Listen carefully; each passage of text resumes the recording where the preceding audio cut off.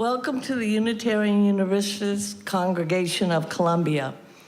Our minister is the Reverend Stephen Robinson. My name is Connie Quirk, and I am the service leader for today. Our services are streamed on YouTube and on Zoom, but no matter how you choose to join us, you are all welcome. We encourage everyone to read the announcements in the order of service, and I happen to have one to show you.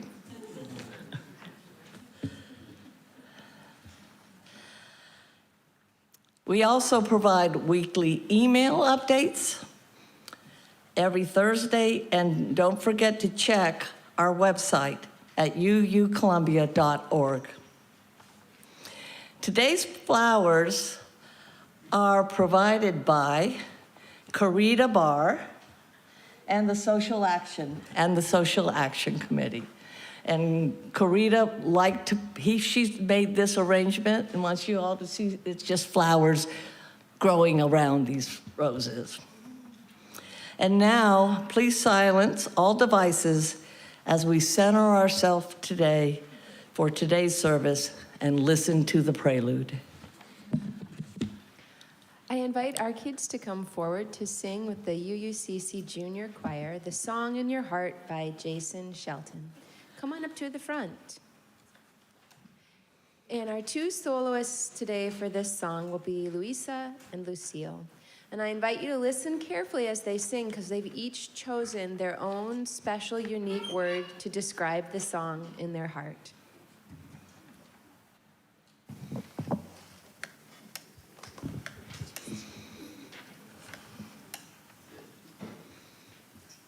No, it's my turn.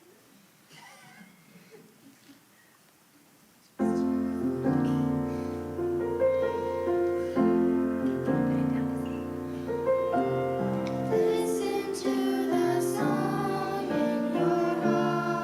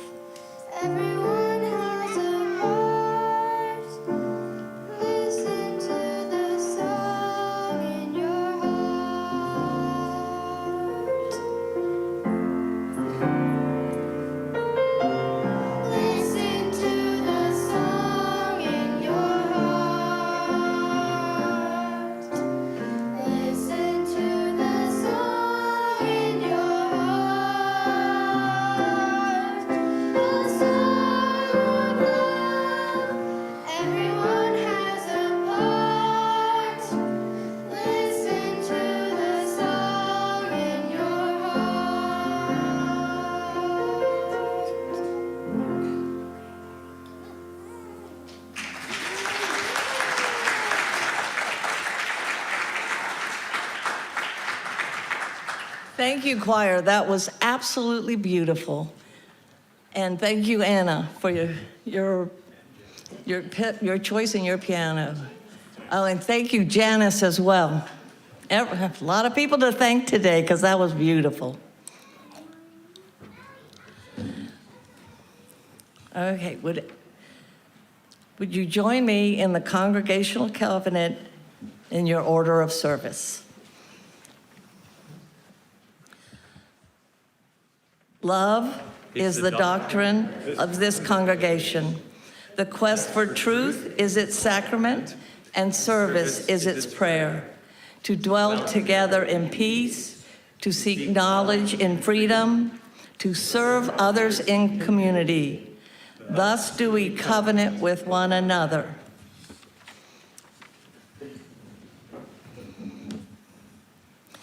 Excuse my glasses today.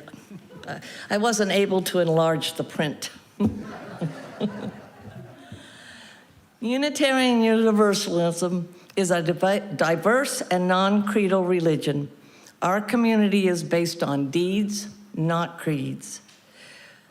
We are a covenantal religion, which means that we don't have to believe the same in order to treat each other the same, with respect, equity, compassion, and dignity. We side with love, embracing and welcoming all people. Our board members and committee chairs welcome your questions and comments. Board members, if you need to talk to one, are wearing green name tags, and you will be able to see them in the social hall if you stay after. Now we would like to recognize any guests or visitors who are here today, and we are very fortunate to have Lucille take the mic around. So please stand if you're new and want to introduce yourself, or if you have brought someone you would like to introduce.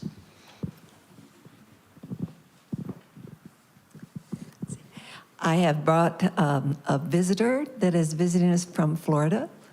My name is Michael Kelly from Daytona Beach. Welcome. Thank you.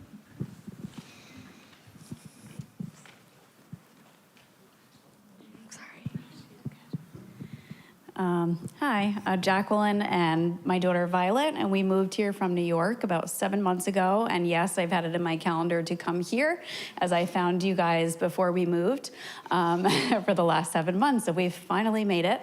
We're coming from Chapin, so glad that we have a UU in this state. Welcome.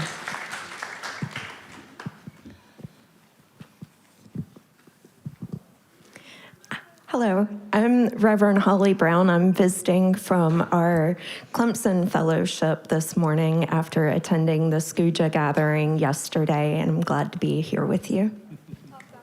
Welcome.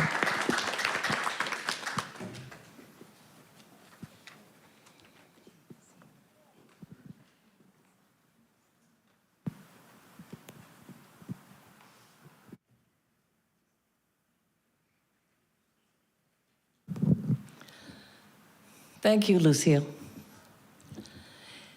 Visitors, if you would like to know more about us, please fill out a visitor card found in the back of each of the chairs and place it in the collection box. This way we can email you about all our upcoming events.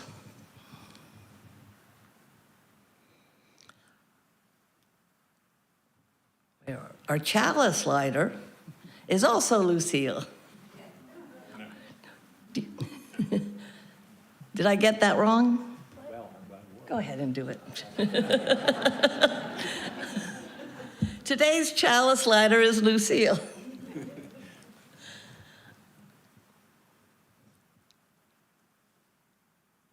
As Spirit of light and life, come unto us.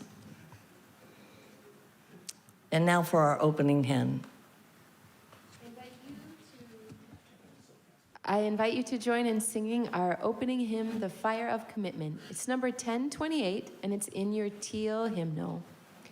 Special thank you to Kevin McKinney for joining today, both as percussionist on cajon and as guitarist. Please stand as you're willing and able to join in singing hymn 1028.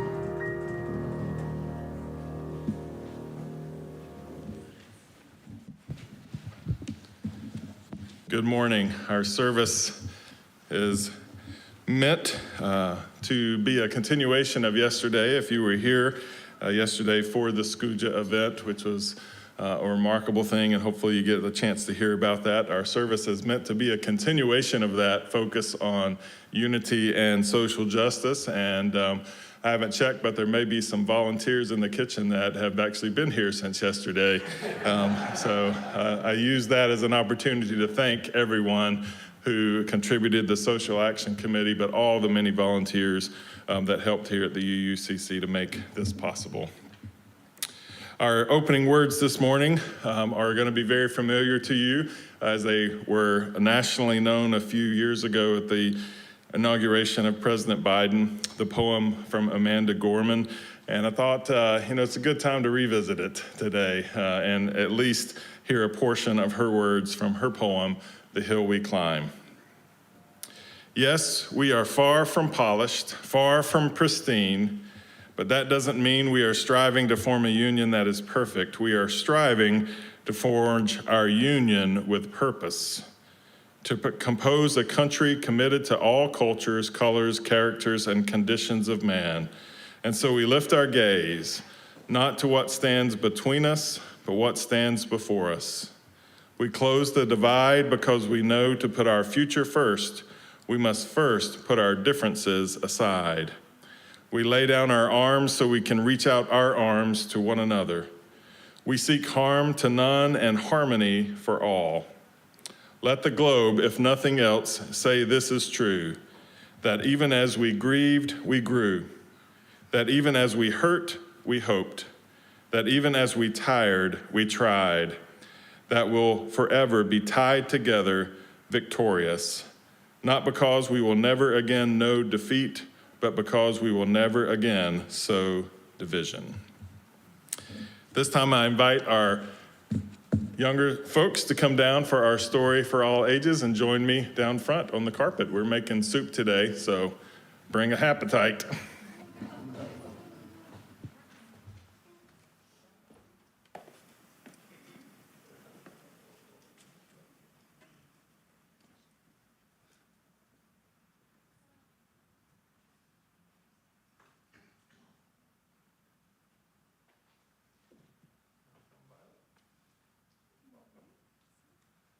All right, we're making soup, so.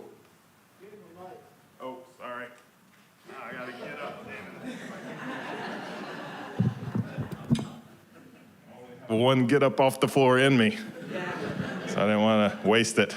So, we're actually gonna add to some soup that we made yesterday, just so you know. Yesterday, you've heard us talk about the social justice group that met here yesterday, yeah? That's a good question. Does it have beans in it? That was the question from yesterday as well. So this is a beanless soup. So it's a vegetable soup. But it does have soup in it. So that's something. So the social justice group that met here from all around the state yesterday, we made a soup. And if you look when you go out back, there's some of the ingredients for the soup that are up on the board. And so we added some to these yesterday, and does anybody know what social justice means? Yeah? Is that like... how to explain it? Is it social justice? Right, social justice is social justice, all right? So Lucille is learning the UU way of explaining things. Good job. She's right on. It's kind of hard to explain maybe, but the best way to think about it is really what you do to make your world a better place. So using the love in your heart to make your world a better place, anything that you do. So what we did yesterday is all the adults got, oh, this pot's heavy. There's so much soup in there, you see it? Look at there. So here's some of the things that they wrote. Habitat for Humanity from Holly's congregation in Clemson. And that's a bell pepper, I think. Homelessness, reaching out and helping the homeless. That's a bean, right? No? Oh, it's a carrot, my bad. This is from the Greenville congregation, Accountable Leadership. United Campus Workers, so carrot, yeah, that's right. So these are some of the things that they added to the soup yesterday. Columbia, this is from our group, Safe Space Dinners for what we do for our transgender youth. That's right. So I thought we could add some things to our soup this morning. So I've got some vegetables here. So I want you to think about something that you do that helps someone or makes the world a better place. And it can be anything as simple as being kind to someone or opening the door for someone or anything like that. So somebody throw me an idea. All right. Did you get that? And listen to your parents what they say. That's right. Listening to your parents. What they say. Yep. All right. We're going to throw that into the soup. Sarah's going to come help me write because I can't write on my leg. All right. Somebody else got an idea? We got lots more things to add to the soup. Bell pepper. Violet? All right, Violet said picking up trash. All right, somebody got another idea? Planting trees. Awesome. We're gonna make this soup and you'll see your ingredients on the wall back there. Anybody else? Let's see, we got. Being nice to people you see. All right, being nice to people that you see. Yep. Listening to your parents, what they say. All right. If they say if you want, if you. Is that a potato? That's a potato. It's a pink potato. What they say and do what they say. All right, we got it. We are listening to parents. All right, helping animals. Doing what your parents say. Well, didn't you already? Yeah, write that down, and then you will be doing it. It's going in the soup twice. Yeah, just so you know. All right, anybody else? Got one? All right. Leo says to love. All right, we're going to throw love into the soup. Awesome. Love always makes a good soup recipe. To help people when they need help, like old grannies crossing the street. All right. Help people when they need help. We'll just write that down. Let's do one more. People if they need help crossing the street. All right. Help the elderly. Yep. All right. Let's do one more. We got a carrot. Anybody got one more idea? Anybody? We'll take Violet another turn. Go to the doctor. All right. Remembering stuff. Go to the doctor when you need to go to the doctor. All right. All right. Planting plants and going to the doctor. Man, we got so much good soup going here. Look how much better a soup is with all the things that you added. Yep, you did not. So we're gonna put the lid on our soup once we get our last thing in here. And you have made some awesome soup. So thank you for contributing, because when we make this soup and we all work together, all these different things form a wonderful soup that nourishes and makes our world a better place. So thank you so much for contributing to our soup. And like I said, once we get the soup cooked, we'll take the ingredients and put them on the back there and you can see them, all right? And parents, twice it will be back there. Listen to your parents so you can kind of walk your kids back to the corner, all right? Thank you all for coming down. And I know we have an activity for you today, so we can make your way out.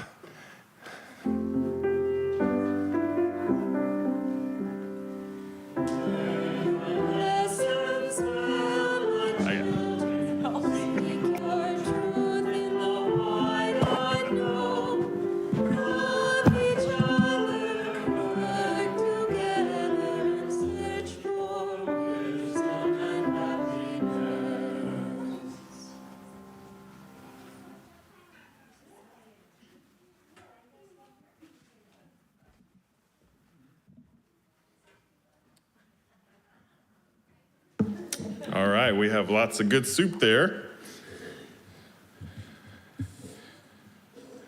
I will say that as I was bringing the pot in today, I got a few questions about, man, we're having lunch here today? All right.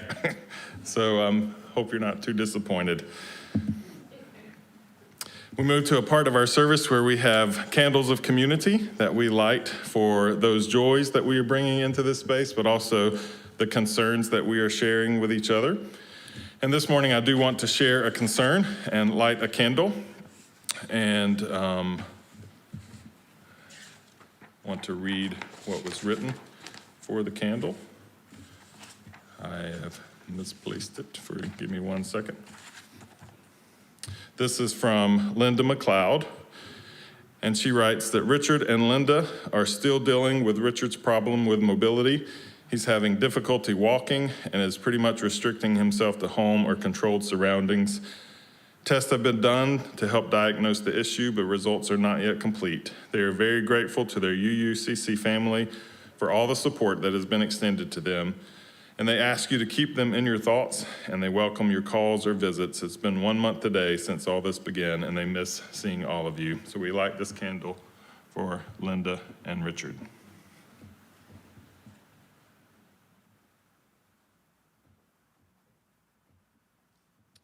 If you have a candle to share, please come down and briefly share your joy or concern.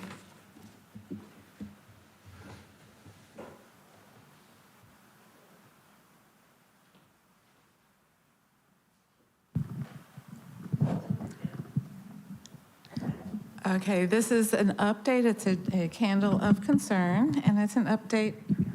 It's an update about Jenny and Jim. Jim is still in rehab, but he is doing better, and there's some hope that he will be able to make it home this week. Jenny, she got a relapse of COVID, and it's kind of provided her with the opportunity to just stay home, though, because she has been wearing herself out, literally wearing herself out. She does appreciate all the texts and emails, but again, she's just very tired, so keep them both in mind, and they do appreciate that concern.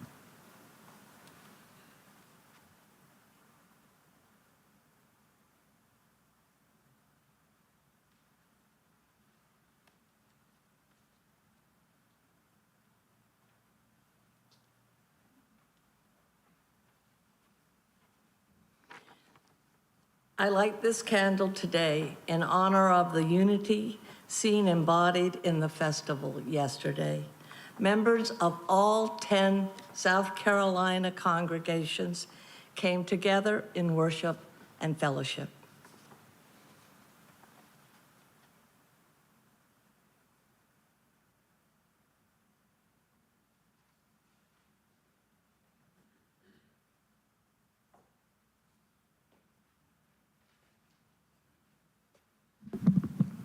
You know, I'd always heard that bad things happen in threes, and this has been a good week for that, including the microphone.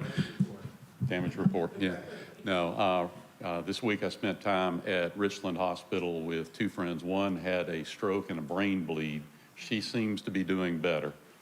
Another, an old friend from high school days, was diagnosed with a cancerous growth on the back of her tongue. She has a tracheotomy in now.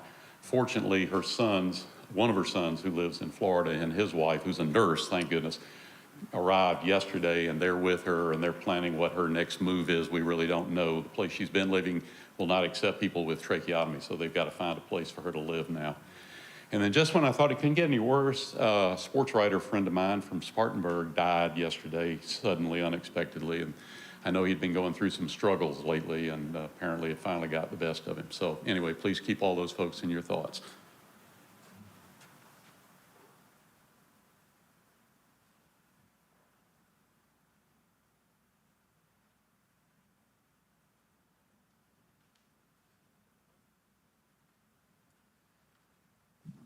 Well, y'all have heard a lot about this already, but I cannot resist the temptation to say, for myself, what a deep joy, what a pleasure it was to work with everybody yesterday. It was a joy to see the congregations, to see the folks driving all the way in from Myrtle Beach and all the way down from Clemson, and to be together and meet some wonderful folks. But it was really a highlight to see all the efforts that everybody who was involved put forward to make this thing happen. I mean, it was extraordinary. I'm not going to name names because if I were here, I would be way, way, way beyond the guidelines for Candles of Community. But y'all know who you are, and I think I do too. Oh, I'm also grateful to have survived the experience more or less unbloodied.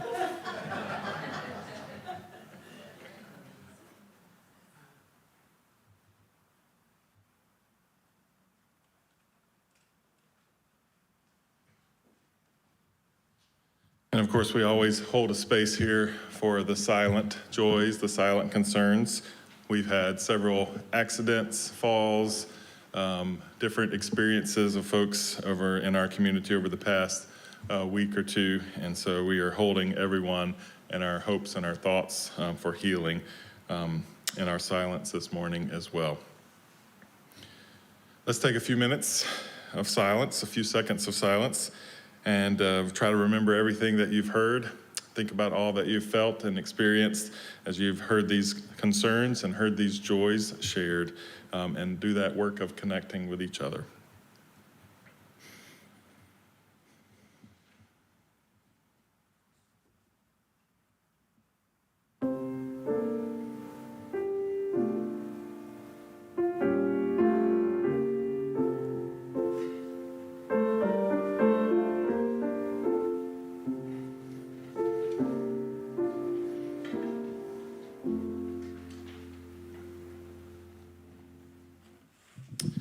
This morning, as we prepare for our offering, just a reminder that our Share the Plate recipient is the Cotton Branch Animal Sanctuary, and so we look forward to hearing from them again toward the end of the month and sharing about their good work. This time, I invite our ushers to come and receive our morning offering. Our offertory music this morning will be We Walk in Love by Deanna Witkowski from the Justice Choir Songbook. Special thank you to Janice Klein for singing.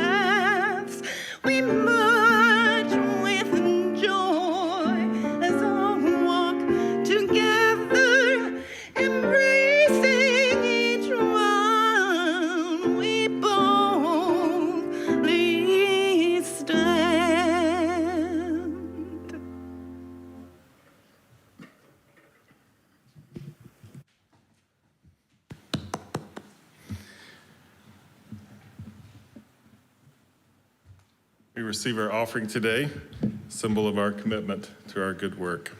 Thank you, Janice. It's beautiful. And Janice and Kevin also helped with music yesterday, leading music for the festival as well. So thank you for helping with that. We've heard a lot about the festival and inviting the churches from congregations from all around South Carolina to come to Columbia. And I made sure that everyone knew that this weather that we're having this weekend is pretty much the year-round experience of Columbia, South Carolina. So you're welcome back at any time. We kind of maintain this temperature during the day of 65 to 75 degrees, and it's quite beautiful, even in August and July, right? It's the reason why we have the festival in the fall. James Luther Adams is one of our patriarchs of our faith, our work here of liberal religion. And he was a parish minister, also a professor at several schools of divinity. And I'd like to share some of his words to begin our time this morning.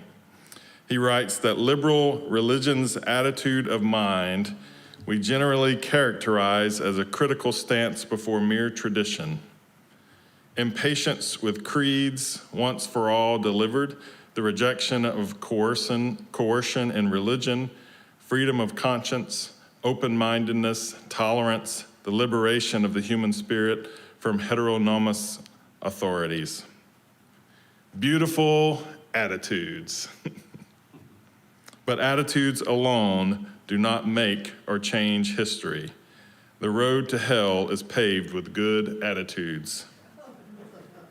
And here's the statement from James Luther Adams. They require institutional embodiment. Institutional embodiment means that we are taking a step further than just articulating what we believe, what we say that we value, what is important to us. It's more than just naming our attitude here and our experience at the UUCC. Institutional embodiment is taking it a step further into what we call social action. You know, there are so many transient things that we do here at the UUCC. So much of what we say and what we write that we pour over with our things that we make sure that we document is as fleeting as a feather in the wind. All of the things that we value and say is as fleeting as a feather in the wind. Even our opening words of commitment and covenant that we say, if we don't back them up with institutional embodiment, are just fleeting in the wind. Someone told me as I'm approaching being the minister here for 5 years in January, that at this point, you should be able to recycle your sermons. Which sounds nice, like, hey, you can take a break and kind of revisit, except for this line. Are you ready for it? Because no one remembers what you say. Wow, how is that a compliment or even a break? But it's an absolute reality, right? No one remembers what we say typically. Maybe they remember something that they remembered because of something that we said. That's typically the conversation that we have. And we even have them recorded on YouTube, and yet still we could recycle them. I haven't yet tried that, but I want to do it sometime just to see if I could just repeat an exact sermon and everyone goes, that was wonderful. That was just great. You really worked hard on that this week, didn't you? All of these words, all these things we say can be so transient, so fleeting. But when we do what James Luther Adams says and we practice institutional embodiment, then the moral truths and the acts of love that rumble from this place have a seismic impact on our world all around us. The institutional embodiment, the social action are the things of permanence, of transformation, authentic transformation, and these are the things that will be remembered. Institutional embodiment is the work of social justice. In our UU history, we have such a strong history of participating in social action and social justice with women's rights and civil rights movement, healthcare inequities, climate protection, LGBTQ plus advocacy, animal rights, voting rights, transgender rights, standing against violence, and on and on and on. The institutional embodiment known as social justice is foundational to our history and our faith. Think about it. Many of you are here, maybe not drawn to anything that we say that we believe, but you may be here because you were drawn to something that we are doing. Maybe you saw some event or participated in some kind of experience that made you think, this is a group that I want to be a part of. And then you came and thought, well, we'll see. But how many times have I heard people say, I saw this group of folks with yellow shirts on at this event at the Capitol, and I had to come here to see what was happening in this place. If this group cares enough to show up and be a part of the work that we are doing.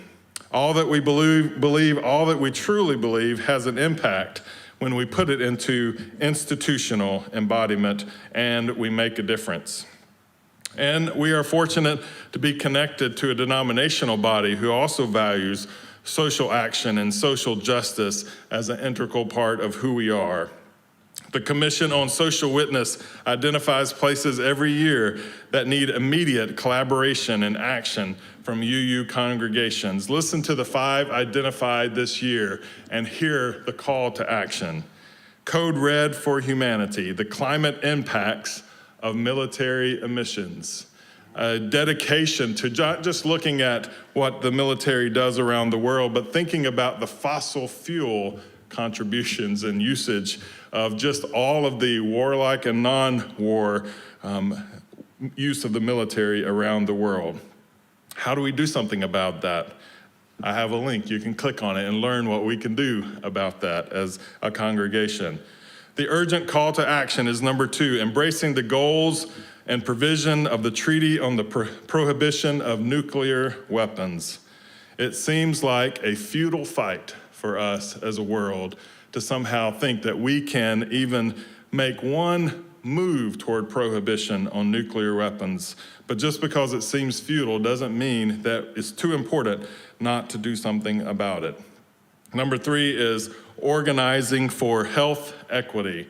Health equity being specifically focused on women's rights, transgender rights and education and ability to receive health care, and of course the systematic places in our culture that cause health care not to be available to some. How do we do something about that? It's easy to look at that and think, well, that is so far-fetched that we're not going to have to tackle those battles. It is happening all around us. Read the news, it's happening. Number 4, not on our watch. Oppose Russia's invasion of Ukraine and the call for action. Just a few months ago, we had Zsolt from our partner church in Transylvania come and let us know that the war is still raging, the impact is still happening, the refugee situation is still looming, and it's something that continues and continues.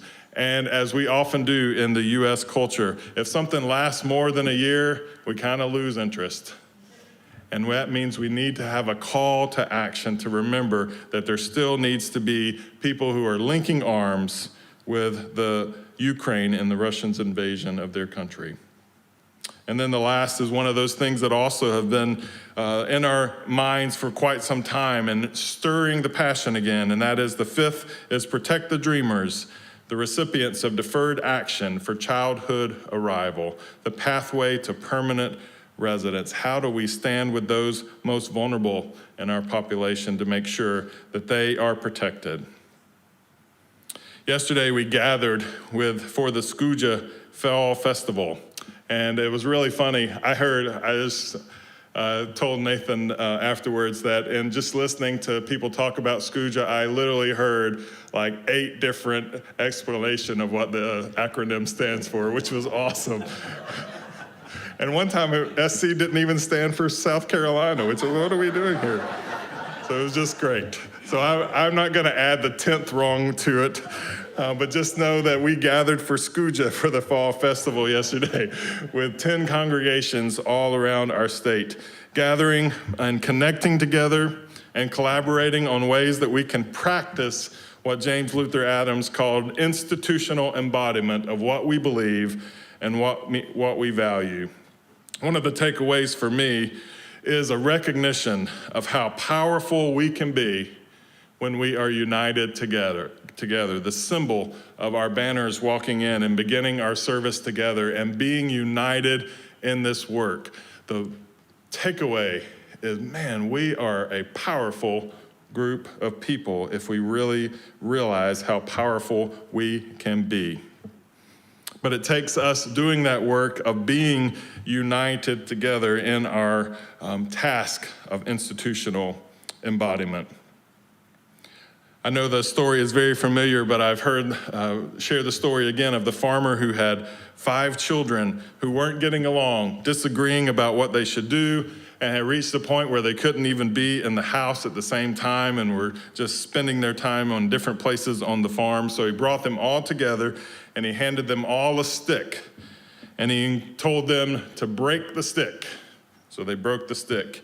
And then he gathered the sticks, the 10 broken pieces, together and bound them with twine, and then passed it around to his 5 children and said, break the sticks now.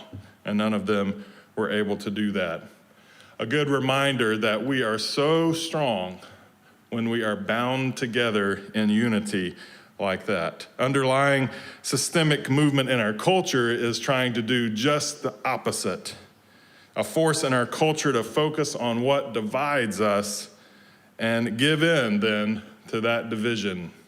Think about what we hear all the time is language of division, language of us and them. They did this, we do this. Language of we are different than them, we can't get along. And even in politics, there's division. Did you know that? I don't know if y'all have been paying attention, but there seems to be not a division there, not getting along. I don't know, it seems rather new.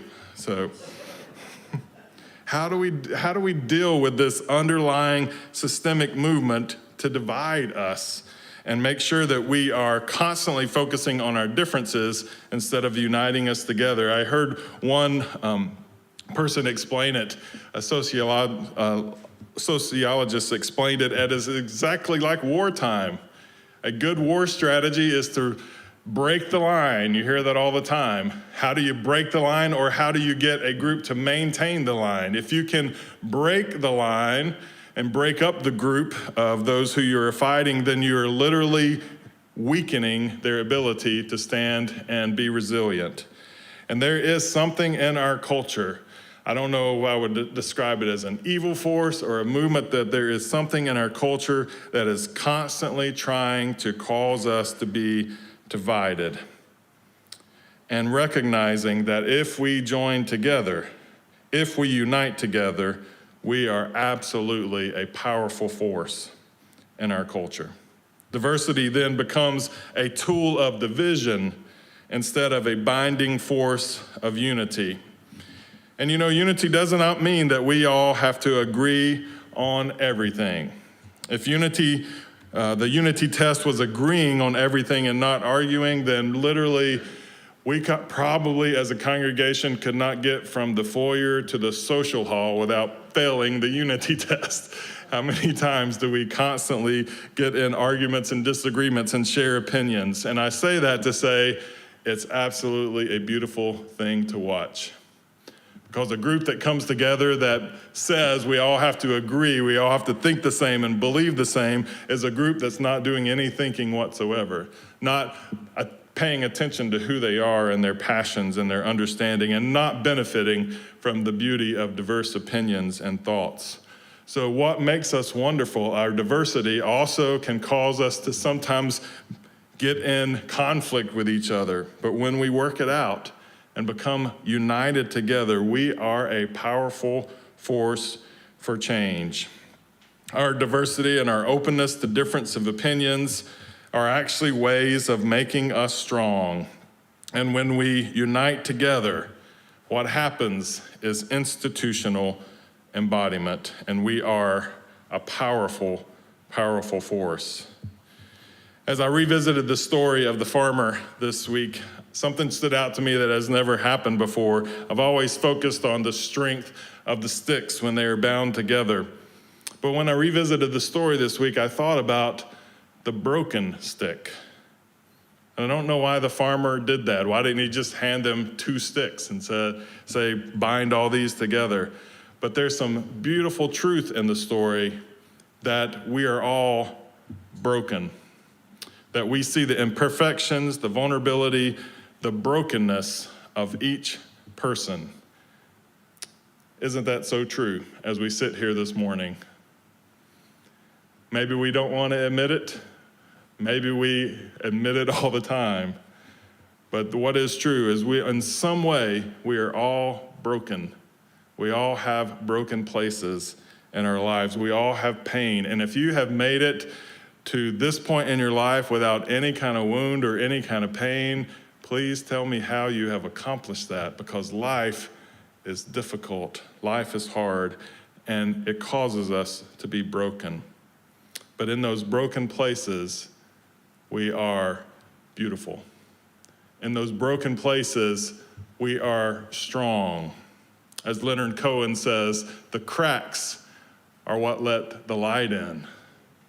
When we are cracked, when we are broken, we are a powerful force for healing and for change. And it reminds us to have compassion and empathy for each other. When we feel ourselves in conflict or we feel ourselves disagreeing with someone, to just look across and remember our brokenness and remember their brokenness and remember we're all just guessing at what the right answer might be. The Stronger Together movement, which is created by Clarence Hill, has identified compassion and empathy as the key in our culture to breaking down divisions and creating unity. How amazing it is that the same resources of compassion and empathy that woo us into social justice activities to begin with can actually help us move beyond the ways that we relationally divide and can facilitate unity with each other. When we are united, we are a powerful force. Having the congregations come together yesterday exuded and demonstrated that power. We bring out our better selves when we unite together around our work and we practice institutional embodiment. 10 chalices yesterday, fueled by love, coming together and forming a raging fire for justice, for change, and for a better world. May our flame always burn with that kind of power.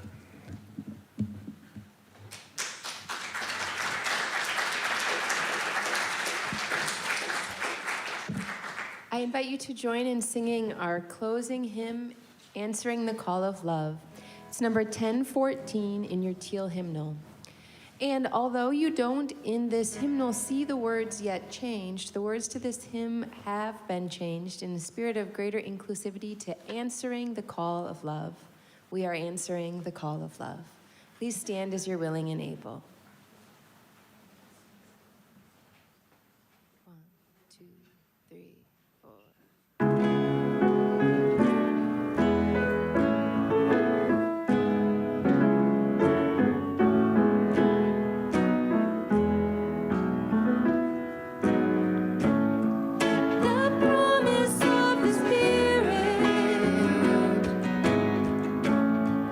Faith, hope, and love abide.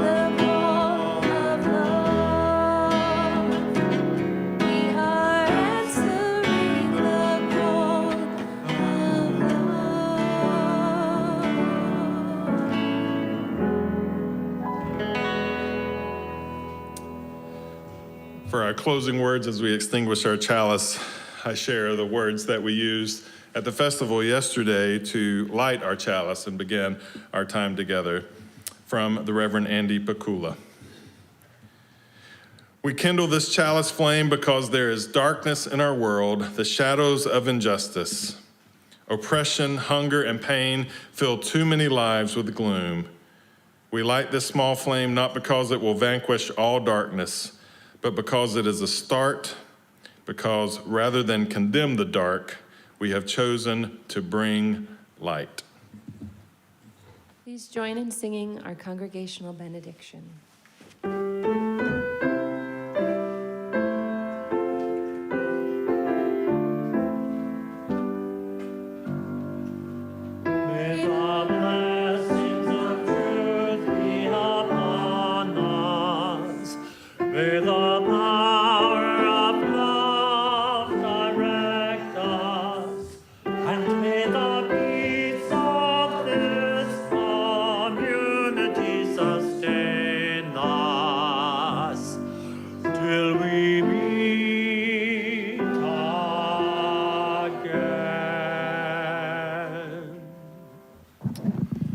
We invite you to a time after our service for those who are able to stick around. We have some treats and just in our social hall, just on the other side of the partition, a chance to get to know each other if this is new for you. Huh? Oh yeah, do the greetings. We moved our greeting from the first part of our service to this time so that you can make sure that you intentionally spend some time with each other. If you are visiting with us, please stick around. Make sure that we get to know you as you get to know us. And there's soup is going to be back there for you to enjoy.